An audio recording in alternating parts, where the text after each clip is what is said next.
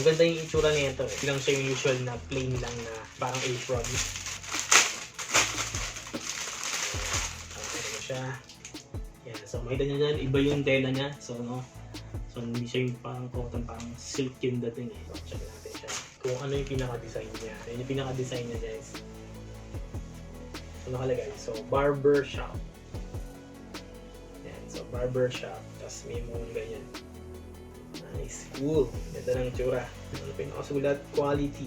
Shaving and haircuts. 100% volume. Weasel Barbershop. Sa likod, open lang naman siya. Sa harap lang siya talaga magko-close. Sa neck, yan. Ito yung itsura niya sa pinaka-leg mo. May garter. May-clip lang siya dito. Pagdikitin na ganyan. Yan. Try natin siyang ilagay guys. Ganyan parang ganito. Tapos pagbubukitan ka. Yan. Parang ganyan. Malaki din yung itsura niya.